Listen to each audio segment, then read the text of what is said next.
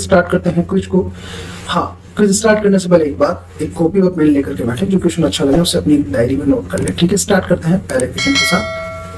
Most serious complication of measles is the option is Koplik spot, parotitis, meningitis and nephritis. चार option screen पर हमारे सामने, ध्यान से सुनना दोस्तों। तीन क्वेश्चन सोल्व कराऊंगा, तीनों क्वेश्चन लगभग एक जैसे दिखेंगे लेकिन आंसर तीनों के अलग अलग होंगे। आप अभी जो पढ़ रहे हैं, क्या पढ़ रहे हैं आप अभी जस्ट मेरे सामने पढ़ रहे हैं मीजल्स के बारे में।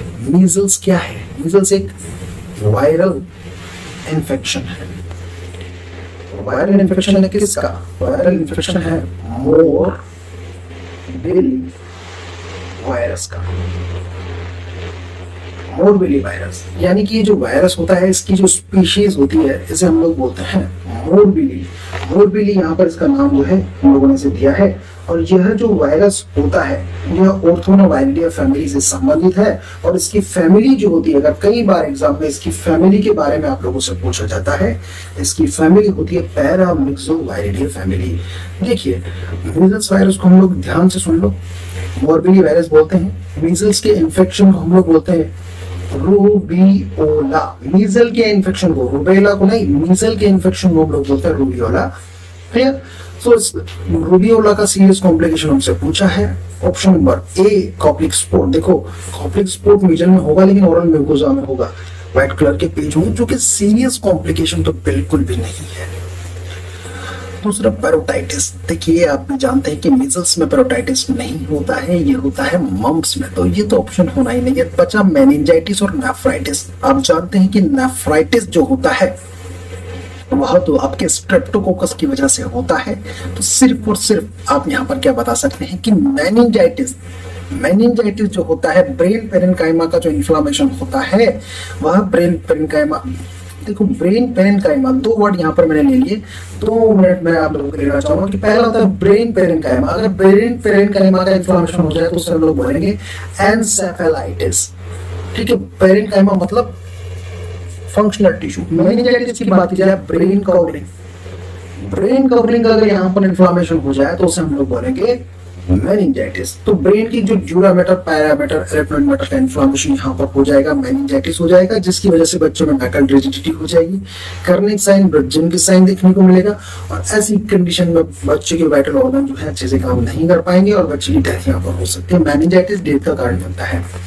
एक बार आगे बढ़े तो सही आंसर मेनिंजाइटिस हमारे स्क्रीन पर। Question number 2, most common causes of death due to measles. Measles में डेथ का कारण आप लोगों से यहाँ पर पूछा है। तो जैसा कि हम लोगों ने बताया था कि कुछ क्वेश्चन डिस्कस करूंगा बिल्कुल सेम होंगे। पहला, मीजल्स की वजह से क्या निमोनिया होता है? बिल्कुल एयरबोर्न इन्फेक्शन है, निमोनिया होता है। लेकिन क्वेश्चन क्या पूछा है? Most common cause of death. तो निमोनिया यहाँ पर होता है, मॉर्बिडिटी का कारण बनता है, लेकिन मोर्टेलिटी का कारण तो बिल्कुल भी नहीं बनता है दोस्तों। निमोनिया को एक बार नहीं माने आंसर, तो दूसरा ऑप्शन बचा सेकेंडरी बैक्टीरियल इन्फेक्शन। देखो, ध्यान से सुनना, कोई भी वायरल इन्फेक्शन, सारे के सारे वायरल इन्फेक्शन जो होते हैं वो किसी भी पर्सन को इम्यूनो कॉम्प्रोमाइज कर देते हैं। वायरल इन्फेक्शन क्या करते हैं? किसी भी पर्सन को इम्यूनो कॉम्प्रोमाइज कर देते हैं, यानी कि उसकी इम्यूनिटी को जो है कम कर देते हैं। तो जिसकी वजह से सेकेंडरी बैक्टीरियल इन्फेक्शन ना बड़ी आम बात हो जाती है। तो ये डेथ का कारण तो नहीं बनता है। ठीक है, बचा मीजल्स, एन्सेफेलाइटिस और नेफ्राइटिस। नेफ्राइटिस वायरल इन्फेक्शन की वजह से हो सकता है, लेकिन यहाँ पर मोस्ट कॉमन कोज तो है वो डेथ का नहीं बनता है। तो आप लोगों ने देखा था कि कॉमन कॉम्प्लिकेशन क्या था? मेनिंजाइटिस, ब्रेन की कवरिंग का इन्फ्लामेशन होता है मेनिंजाइटिस। तो यही मेनिंजाइटिस आगे बढ़ करके कन्वर्ट हो जाता है एन्सेफेलाइटिस में। ब्रेन पेरेन्काइमा, ब्रेन का फंक्शनल टिश्यू, ब्रेन का मेन टिश्यू, उसका इन्फेक्शन, इन्फ्लामेशन यहाँ पर हो जाएगा। मेनिंजाइटिस मोस्ट कॉमन कॉम्प्लिकेशन यहाँ पर जो है most common cause of death में कन्वर्ट हो जाएगा। तो इसीलिए आंसर सही होगा क्वेश्चन नंबर 2 का आंसर सही होगा option number 3। Measles encephalitis is most common cause of death due to measles. चाहे तो नोट कर ले सकते हैं आपसे। आगे बढ़े दोस्तों। Most common complication of mumps in children. अब बात हो रही है मम्स की। मम्स मतलब यह डिजीज जो है इसको हम लोग बोलते हैं पैरोटाइटिस। पैरोटाइटिस मतलब यहाँ पर जो हमारी बॉडी में, हमारे ओरल एरिया में जो सलाइवरी ग्लैंड होती है, पैरोटिड ग्लैंड, यहाँ पर उसका इन्फेक्शन, इन्फ्लामेशन हो सकता है। तो मम्स का यहाँ पर हम लोगों से पूछा है कॉमन कॉम्प्लिकेशन, तो कॉमन कॉम्प्लिकेशन न्यूमोनिया मम्स का नहीं होता है। असेप्टिक मेनिंजाइटिस हो सकता है, पैनक्रेटाइटिस क्या हो सकता है, क्या एंसेफेलाइटिस हो सकता है। देखिए न्यूमोनिया यहाँ पर ऑप्शन नहीं होगा, बचा असेप्टिक मेनिंजाइटिस। देखो वर्ड क्या है असेप्टिक। जब कभी भी किसी भी पर्सन को बोला जाए कि इसे असेप्टिक मेनिंजाइटिस है, तो ये असेप्टिक मेनिंजाइटिस जो है ये हम सीधे सीधे याद रखिए वायरल इन्फेक्शन की वजह से होने वाले मेनिंजाइटिस को हम लोग क्या बोलते हैं, असेप्टिक मेनिंजाइटिस बोलते हैं। हम बात करें पैनक्रिएटाइटिस के बारे में, पैनक्रिएटाइटिस जो है वो यहाँ पर नहीं होगा, बचा है एंसेफेलाइटिस। दो ऑप्शन, एंसेफेलाइटिस और मेनिंजाइटिस में डिफरेंस तो बिल्कुल आप जान ही गए होंगे। तो सही ऑप्शन की अगर हम उम्मीद करें तो सही ऑप्शन स्क्रीन पर हमारे सामने है, असेप्टिक मेनिंजाइटिस, यानी कि वायरस की वजह से होने वाला मेनिंजाइटिस जो है वह मोस्ट कॉमन कॉम्प्लिकेशन है मम्स का बच्चों के अंदर। क्योंकि एंसेफेलाइटिस, असेप्टिक मेनिंजाइटिस जो है वो कन्वर्ट हो सकता है एंसेफेलाइटिस में, तो कारण जो एंसेफेलाइटिस का है वो असेप्टिक मेनिंजाइटिस बनता है। इसलिए सही ऑप्शन होगा option number 2 for question number 3। बढ़ते हैं नेक्स्ट क्वेश्चन की तरफ। Rule of albumin administration is, देखिए जब कभी भी किसी भी पर्सन को प्रोटीन की डेफिशिएंसी होगी, चाहे हो सकता है उसे प्रोटीन एनर्जी मालन्यूट्रिशन हो, चाहे हो सकता है उसे इम्यूनो कॉम्प्रोमाइज स्टेट में हो सकता है कि उस पर्सन के अंदर जो है ऑन्कोटिक प्रेशर कम हो, प्रोटीन नेगेटिव प्रोटीन के बैलेंस में वो चल रहा, उसकी बॉडी में प्रोटीन का इंटेक कम होने की वजह से बॉडी के ही प्रोटीन को तोड़ देती है, जिसकी वजह से बॉडी में प्रोटीन की कमी आ जाती है। हम जानते हैं कि एल्बुमिन जो होता है हमारे ब्लड में ऑन्कोटिक प्रेशर बनाता है। एल्बुमिन प्रोटीन जो है ऑन्कोटिक प्रेशर के लिए जिम्मेदार है, यानी कि जो ब्लड वेसल में होल्ड रहेगा वह प्रोटीन की वजह से होल्ड रहेगा। तो ऐसे में किसी पर्सन को हम अगर एल्बुमिन का एडमिनिस्ट्रेशन करें तो उसके लिए रूल क्या होना चाहिए कि भाई इसे जल्दी जल्दी ट्रांसफ्यूज कर दो और पानी मत पिलाओ, जल्दी से उसे इन्फ्यूज कर दो और पानी बहुत ज्यादा पिला दो, या पानी बहुत ज्यादा उसे आईवी इन्फ्यूजन, तो स्लो इन्फ्यूज धीरे धीरे करो और पानी मत पिलाओ, स्लो इन्फ्यूज करो और इंक्रीज वाटर इनटेक। देखो 4 ऑप्शन आपके सामने दिए हैं, बड़ा कंफ्यूजिंग क्वेश्चन है और ये बच्चों को आता नहीं है क्वेश्चन। सिंपल सी बात है यार, जब कभी भी एल्बुमिन दे रहे हैं बड़ा थिक होता है, ठीक है, बहुत ज्यादा डेंस प्रॉपर्टी का होता है। ऐसे में सबसे पहले ऑप्शन स्क्रीन पर हमारे सामने है असेप्टिक मेनिंजाइटिस, यानी कि वायरस की वजह से होने वाला मेनिंजाइटिस जो है वह मोस्ट कॉमन कॉम्प्लिकेशन है मम्स का बच्चों के अंदर। क्योंकि एंसेफेलाइटिस, असेप्टिक मेनिंजाइटिस जो है वो कन्वर्ट हो सकता है एंसेफेलाइटिस में, तो कारण जो एंसेफेलाइटिस का है वो असेप्टिक मेनिंजाइटिस बनता है। इसलिए सही ऑप्शन होगा option number 2 for question number 3। बढ़ते हैं नेक्स्ट क्वेश्चन की तरफ। Rule of albumin administration is, देखिए जब कभी भी किसी भी पर्सन को प्रोटीन की डेफिशिएंसी होगी, चाहे हो सकता है उसे प्रोटीन एनर्जी मालन्यूट्रिशन हो, चाहे हो सकता है उसे इम्यूनो कॉम्प्रोमाइज स्टेट में हो सकता है कि उस पर्सन के अंदर जो है ऑन्कोटिक प्रेशर कम हो, प्रोटीन नेगेटिव प्रोटीन के बैलेंस में वो चल रहा, उसकी बॉडी में प्रोटीन का इंटेक कम होने की वजह से बॉडी के ही प्रोटीन को तोड़ देती है, जिसकी वजह से बॉडी में प्रोटीन की कमी आ जाती है। हम जानते हैं कि एल्बुमिन जो होता है हमारे ब्लड में ऑन्कोटिक प्रेशर बनाता है। एल्बुमिन प्रोटीन जो है ऑन्कोटिक प्रेशर के लिए जिम्मेदार है, यानी कि जो ब्लड वेसल में होल्ड रहेगा वह प्रोटीन की वजह से होल्ड रहेगा। तो ऐसे में किसी पर्सन को हम अगर एल्बुमिन का एडमिनिस्ट्रेशन करें तो उसके लिए रूल क्या होना चाहिए कि भाई इसे जल्दी जल्दी ट्रांसफ्यूज कर दो और पानी मत पिलाओ, जल्दी से उसे इन्फ्यूज कर दो और पानी बहुत ज्यादा पिला दो, या पानी बहुत ज्यादा उसे आईवी इन्फ्यूजन, तो स्लो इन्फ्यूज धीरे धीरे करो और पानी मत पिलाओ, स्लो इन्फ्यूज करो और इंक्रीज वाटर इनटेक। देखो 4 ऑप्शन आपके सामने दिए हैं, बड़ा कंफ्यूजिंग क्वेश्चन है और ये बच्चों को आता नहीं है क्वेश्चन। सिंपल सी बात है यार, जब कभी भी एल्बुमिन दे रहे हैं बड़ा थिक होता है, ठीक है, बहुत ज्यादा डेंस प्रॉपर्टी का होता है। ऐसे में सबसे पहली चीज तो है कि इसका रैपिड इन्फ्यूजन तो हम कर ही नहीं सकते, रैपिड इन्फ्यूजन हम करेंगे नहीं, ठीक है। अब बचे हैं 2 ऑप्शन हमारे पास स्लो इन्फ्यूज वाले। तो पहला लिखा है कि स्लो इन्फ्यूज करो, वाटर इनटेक को रेस्ट्रिक्ट करो और इंक्रीज वाटर इनटेक। अब देखो, स्लो इन्फ्यूज हम करें और वाटर इनटेक को हम लोग अगर यहाँ पर बढ़ा दें तो फ्लूइड इलेक्ट्रोलाइट इम्बैलेंस होने के चांसेस यहाँ पर बन जाते हैं। तो नॉर्मली हम क्या करते हैं, स्लोली इन्फ्यूज करते हैं और रेस्ट्रिक्ट वाटर इनटेक कर देते हैं, जिसकी वजह से फ्लूइड इलेक्ट्रोलाइट के चांसेस नहीं हो पाते हैं। एक बार कॉपी में नोट कर लेना, बहुत इंपॉर्टेंट है। Rule of albumin administration is slowly infuse it and restrict water intake। ठीक है, ज्यादा डीप में जाना है तो फिर पढ़ेंगे अगली क्लास में, लेकिन अभी इस क्वेश्चन को हम सॉल्व कर रहे हैं। ठीक है, आगे बढ़े थोड़ा सा। वेरी इंपॉर्टेंट क्वेश्चन, ये जो क्वेश्चन पहले मैंने आपको कराया था, दिल्ली एम्स का फेवरेट क्वेश्चन है मित्रों। नॉर्थ सेट में 101% आपको दिखाई देगा और आपकी रैंक को डिसाइड करेगा। वीडियो अच्छी लग रही हो तो चैनल को सब्सक्राइब कर लो, वीडियो को लाइक कर दो, एक अच्छा सा कमेंट भी लिख दो ताकि मुझे भी अच्छा लगे, थोड़ा मोटिवेशन तो मिले यार आप लोगों के लिए वीडियो बनाने का। आप लोगों को देख नहीं सकता हूँ, लेकिन आप लोगों की फीलिंग्स को महसूस कर सकता हूँ, आपके उस दर्द को जो आपको सिलेक्शन की कगार तक ले जाएगा। उसी दर्द को कम करने के लिए और आपकी रैंक को डिसाइड, अच्छी से अच्छी रैंक आपको मिले, उसी के लिए मैं ये सिलेक्टेड क्वेश्चन आपके लिए लेके आया हूँ। क्लियर? तो इस मेहनत को सलाम करें, एक बार कमेंट करें, लाइक करें, शेयर करें, सब्सक्राइब करें, अच्छा लगेगा। हाँ, ट्यूबरकुलिन यूनिट की मैं बात कर रहा हूँ मित्रों आप सभी से। देखो क्या होता है, जब कभी भी किसी भी पर्सन को ट्यूबरकुलोसिस हो जाए, ट्यूबरकुलोसिस किसी पर्सन को है या किसी भी पर्सन में न्यूमोनिया के सिम्टम आ रहे हैं, इम्यूनो कॉम्प्रोमाइज पर्सन हो गया, ऐसे में कई बार उसका जो है फीवर उसे हो रहा है, नाइट्स में स्वेटिंग होती है, वेट उसका डिक्रीज हो गया है, हम लोग जनरली ट्यूबरकुलोसिस वाला खांसी 3 हफ्ते से लगातार है तो टेस्ट करवाएंगे तो पहले हम उसकी ससेप्टिबिलिटी चेक करते हैं कि भाई ट्यूबरकुलोसिस मे भी हो सकता है, मे भी नहीं। तो ऐसे में हम क्या करते हैं कि एंटीजन जो है इंट्राडर्मली इंजेक्ट करते हैं। अगर उस एंटीजन के खिलाफ उसकी बॉडी में पहले से ही कोई एंटीबॉडी है तो उसकी बॉडी एंटीजन की रिएक्शन करके उस स्थान पर एक इंड्यूरेशन कर देती है। मॉन्टिक टेस्ट क्या होता है, इसकी वीडियोस मैंने अपने चैनल पर पहले ही अपलोड कर रखी है, तो आप उसको देख लेना, पूरा अच्छा समझ में आएगा।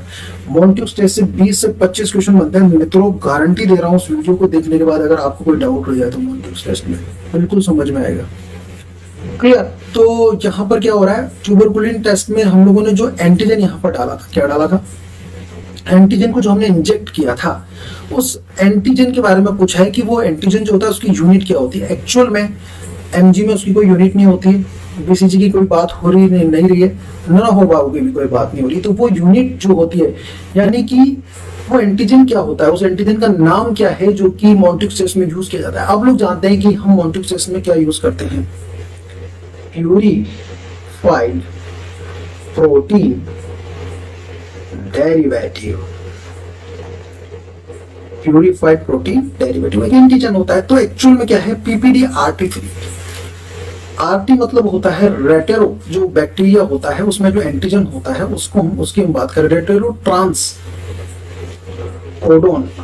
ट्रांसकोडोन की यहाँ पर बात हो रही है, उसके थर्ड वाले प्रोटीन की बात हो रही है। इसीलिए जो पूरा का पूरा ट्यूबरकुलिन जो हमारा टेस्ट करते हैं, मॉन्टिक टेस्ट करते हैं, उस मॉन्टिक टेस्ट में जो एंटीजन होता है उस पूरे एंटीजन का नाम होता है, उसकी एक यूनिट, उसका एक पार्ट होता है पीपीडी RT3। मित्रों सुनने में क्वेश्चन थोड़ा रिसर्च वाला लगा होगा, आपको लगा होगा कि ऐसे क्वेश्चन आते हैं। मैंने ये क्वेश्चन 3 से 4 बार एग्जाम में देखा है, इसीलिए शामिल किया है यहाँ पर। उम्मीद है मन लगा करके पढ़ेंगे। चलिए नेक्स्ट क्वेश्चन की तरफ चलते हैं। Mg+2 used in OPV vaccine. Mg+2 को हम क्यों यूज करते हैं OPV वैक्सीन में, चलिए बता देता हूं आपको। देखो पहली चीज यहाँ पर बोल रहा है कि Mg+2 अगर किसी वैक्सीन में है तो एज ए स्टेबलाइजर यूज करें। सवाल बनता है कि व्हाट इज स्टेबलाइजर। स्टेबलाइजर मतलब जो वैक्सीन की जो वायल है हमारे पास, उस वैक्सीन की वायल में जो भी कंटेंट हम लोगों ने यहाँ पर रखे हैं, जो भी कंटेंट उस वैक्सीन की वायल में हम लोगों ने रखा है, उनके अनुपात को, उनके रेशियो को मेंटेन अगर कोई रखता है तो वो स्टेबलाइजर होगा। तो ऐसे में Mg+2 एज अ स्टेबलाइजर तो काम नहीं आएगा। बात करते हैं एडजुवेंट की। एडजुवेंट क्या होता है, पहली बात, दिल्ली एम्स में 2 बार एमएससी एंट्रेंस में इसकी डेफिनेशन पूछी गई। किसी भी वैक्सीन में जो एंटीजन हम डालते हैं, वैक्सीन 2 प्रकार की, लाइव वैक्सीन, किल्ड वैक्सीन। तो वैक्सीन में क्या होता है, एंटीजन। सरल शब्दों में कहूं तो एंटीजन। तो वैक्सीन क्या होती है, एंटीजन को हमारे बॉडी में डालने का ही तो एक सॉल्यूशन होता है, एंटीजन का सॉल्यूशन जिसे हमारी बॉडी में डाला जाए ताकि बॉडी में एंटीबॉडी बने। उस एंटीबॉडी के लिए हमारी बॉडी में मेमोरी तैयार हो जाए। उस मेमोरी के तैयार होने के बाद जब कभी भी बॉडी में सेकेंडरी इम्यून रेस्पॉन्स आए, बॉडी में जब कभी भी सेकेंडरी इम्यून रेस्पॉन्स आए तो मेमोरी स्टिमुलेट हो जाए और बॉडी जो है उस एंटीजन से लड़ सके। तो एक्चुअल में जो एंटीजन, वैक्सीन में जो एंटीजन है अगर उसकी एंटीजेनेसिटी को हम बढ़ा दें, एंटीजन की एंटीजेनेसिटी को हम बढ़ा दें, तो उसको बढ़ाने की वजह से क्या होगा, हमारी बॉडी में एंटीबॉडी अच्छे से बनेगी। तो वैक्सीन में एंटीजन की एंटीजेनेसिटी को बढ़ाना एडजुवेंट जंक्शन कहलाता है। तो एडजुवेंट क्या होते हैं, एंटीजेनेसिटी को बढ़ाते हैं। प्रिजर्वेटिव वो होते हैं जो वैक्सीन की एक्सपायरी डेट तक वैक्सीन को जो है डिकम्पोज होने से बचाते हैं। तो Mg+ को ऐसा कोई काम नहीं करता है। व्हीकल तो यहाँ पर कोई ऑप्शन हो ही नहीं सकता, आंसर सही होगा adjuvant. Very very important, oral polio vaccine जो आप लोग जानते हैं, 2 बूंद जिंदगी वाली वैक्सीन की बात कर रहा हूँ, Mg+ को यूज करेंगे एडजुवेंट की तरह। आगे बढ़े, ऑप्शन नंबर 2 सही आंसर था यहाँ पर। ऑप्शन नंबर 2 को मानने के बाद सॉल्व करेंगे। क्वेश्चन नंबर 7 बहुत important question, marker of infectivity of serum hepatitis B.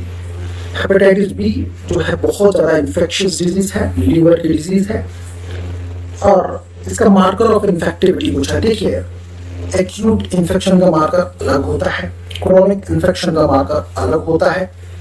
इसी प्रकार इन्फेक्टिविटी, जब कोई वायरस बॉडी में एंटर तो कर गया, लेकिन उसका पीक लेवल हमारी बॉडी में चल रहा है, किसी भी वायरस के पीक लेवल की इन्फेक्टिविटी। तो यहाँ पर बात की जाए हेपेटाइटिस बी के पीक लेवल की इन्फेक्टिविटी को हम लोग यहाँ पर चेक करने के लिए वायरस के एंटीजेंस को हम देखते हैं। तो जब कभी भी हेपेटाइटिस बी का वायरस हमारी बॉडी में ग्रोथ कर रहा होता है, तब HBE एंटीजन जो है वो हमारे सीरम में ज्यादा मिलता है, और ज्यादा मिलने का यही कारण है कि वायरल ग्रोथ ज्यादा हो रही है। तो हम कह सकते हैं कि marker of infectivity of serum in hepatitis B is HBE antigen. याद रख लेना दोस्तों, मुझे याद करोगे कि सर ने बताया था, वेरी वेरी इंपॉर्टेंट क्वेश्चन है। उम्मीद है क्वेश्चन आपको अच्छा लगा होगा। क्लियर, वीडियो को लाइक करना, और अगर आप वीडियो को बड़े उत्साह के साथ देखेंगे, व्यूअर्स बढ़ते हैं, तो मैं इनके सारे मार्कर्स पर वीडियो बनाऊंगा। पूरे हेपेटाइटिस बी पर जो 40 प्रश्न हेपेटाइटिस बी से आपके एग्जाम में आ सकते हैं, सारे प्रश्न आपको बताऊंगा। पर देखते हैं आप लोगों का इंटरेस्ट कितना यहाँ पर बनता है। उम्मीद है अच्छे से पढ़ रहे होंगे आप। आगे बढ़े एक बार। Question number 8, the most accurate parameter of assessment of fluid status in renal disease client. 8वां क्वेश्चन बोल रहा है कि किसी पर्सन को किडनी की डिजीज है, फ्लूइड का स्टेटस कैसे चेक करोगे एक्यूरेसी के साथ। तो वो सिंपल सी बात है, अगर किसी पर्सन को रीनल की डिजीज है, तो या तो यूरिन आउटपुट बढ़ेगा या यूरिन आउटपुट कम होगा, 2 ही चांसेस है। मेनली क्या होता है, यूरिन आउटपुट कम होता है। अब यूरिन आउटपुट किसी का कम है, मतलब किडनी काम नहीं कर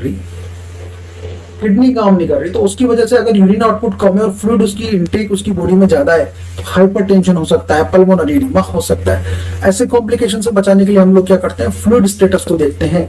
तो सबसे पहले हम क्या बनाते हैं, इनटेक और आउटपुट चार्ट। लेकिन इनटेक चार्ट में क्या होता है, पर्सन खाने के थ्रू, आईवी फ्लूइड के थ्रू, आईवी मेडिसिन के थ्रू इनटेक कर सकता है फ्लूइड का। आउटपुट की बात की जाए तो मेनली यूरिन के थ्रू बॉडी का मैक्सिमम फ्लूइड 90% फ्लूइड 99% फ्लूइड जो है बॉडी का यूरिन के थ्रू ही एग्जिट होगा। लेकिन काम की बात क्या है कि हम रेस्पिरेशन के थ्रू, अपनी टॉकिंग के थ्रू, पर्सपिरेशन के थ्रू भी, इवन हमारे जो आईसीटीआर होते हैं सबके थ्रू जो है फ्लूइड को बॉडी से एग्जिट करवाते हैं। तो यहाँ पर आउटपुट को मेंटेन कर पाना बड़ा मुश्किल हो जाता है। स्टूल के थ्रू भी यहाँ पर फ्लूइड का जो है एग्जिट होता है। तो बॉडी में इनटेक और आउटपुट चार्ट के द्वारा हम एक्यूरेसी के साथ पैरामीटर नहीं कर सकते हैं कि बॉडी में फ्लूइड कितना रिटेन हुआ है, कितना नहीं हुआ है। एक्चुअल में अगर हम क्लाइंट का डेली वजन करें, डेली वेट करें, तो हम पता लगा सकते हैं कि जितना फ्लूइड हमने दिया था, मान लो 3 लीटर फ्लूइड दिया है, क्लाइंट का वजन जो है 2 लीटर रोज बढ़ रहा है, 1 लीटर रोज, मतलब 1 किलो रोज बढ़ रहा है, तो पता पड़ सकता है कि फ्लूइड जो है बॉडी में एक्यूमुलेट हो रहा है। तो हम लोग भी कॉमनली यही करते हैं, लिवर ट्रांसप्लांट वाले पेशेंट में, एम्स दिल्ली में भी वेट पर हम लोग बहुत बढ़िया फोकस करते हैं। तो यह प्रश्न भी आपके एग्जाम में आ सकता है। तो कौन सा ऑप्शन बढ़िया होगा, डेली वेट ऑफ क्लाइंट। आगे बढ़े, बहुत बढ़िया प्रश्न, नया प्रश्न, रिसर्च का प्रश्न है। मेटा पैराडिगम के बारे में या मेटा पैराडिगम के बारे में बात हो रही है नर्सिंग के। मेटा पैराडिगम क्या होता है, नर्सिंग के मूलभूत सिद्धांत, पिलर। क्लियर। तो यहाँ पर मेटा पैराडिगम के बारे में बात हो रही है। मेटा पैराडिगम नर्सिंग के क्या क्या होते हैं, 4 मेटा पैराडिगम नर्सिंग के होते हैं। पहला होता है पर्सन, दूसरा होता है हेल्थ, तीसरा होता है इन्वायरमेंट, और फोर्थ हमारे पास में होता है नर्स या फिर नर्सिंग। अगर पर्सन है तो केयर देगा, और पर्सन है तो केयर को देंगी नर्सेस। ठीक है, तो पर्सन का होना जरूरी है नर्सिंग के लिए। दूसरा हेल्थ, अगर हेल्थ ही बिगड़ेगी नहीं या हेल्थ में ही चेंजेस नहीं आएंगे तो नर्सिंग की केयर की क्या जरूरत। तो हेल्थ को बुरी हेल्थ को अच्छी हेल्थ में कन्वर्ट करने के लिए नर्सिंग की जरूरत है, तो हेल्थ है तो नर्सिंग है। इन्वायरमेंट को अच्छा रखना है, फ्लोरेंस नाइटिंगेल ने 14 बातें हमें बताई थी। तो इन्वायरमेंट, अगर इन्वायरमेंट है तो डिजीज होंगी, इन्वायरमेंट को अच्छा करोगे तो डिजीज कम होंगी। तो इन्वायरमेंट का भी प्रभाव पड़ता है, इन्वायरमेंट है तो नर्सिंग है, और नर्स है तो नर्सिंग है। तो मेटा पैराडिगम 4 होते हैं नर्सिंग के, पर्सन, हेल्थ, इन्वायरमेंट और नर्स। कौन सा नहीं है, प्रायोरिटी नहीं होगा, क्योंकि इन्वायरमेंट होता है, हेल्थ होता है और नर्सिंग होता है। बढ़िया प्रश्न, सिंपल प्रश्न। आगे बढ़े। क्वेश्चन नंबर 10 आप सभी के सामने, during auscultation of lung field best pattern is. देखिए कोविड का जमाना चल रहा है, पर्सन को कोविड होगा, अगर पर्सन को कोविड है तो आप उसका एग्जामिनेशन करेंगे। चेस्ट का ऑस्कल्टेशन हम लोग करते हैं न्यूमोनिया को फाइंड आउट करने के लिए। तो न्यूमोनिया के जब हमें लंग्स का ऑस्कल्टेशन हम कर रहे हैं, लंग फील्ड का बेस्ट पैटर्न कौन सा होगा, एंटीरियर टू पोस्टीरियर। आपने देखा होगा डॉक्टर किसी का ऑस्कल्टेशन करे चेस्ट का तो पहले स्टेथोस्कोप के बेल को आगे रखता है चेस्ट में, फिर उससे पीछे जाएगा। कई बार डॉक्टर ऐसा करता है कि पहले इधर का सुना, फिर इधर का सुना, फिर इधर का सुना, फिर इधर का सुना, फिर इधर का सुना, फिर इधर का, फिर इधर का, फिर इधर का, फिर इधर का। एक होता है टॉप टू बॉटम, पहले ऊपर का सुना फिर नीचे का सुना। एक होता है इंटरस्पेस टू इंटरस्पेस, इस इंटरस्पेस में सुना, इस इंटरस्पेस में सुना।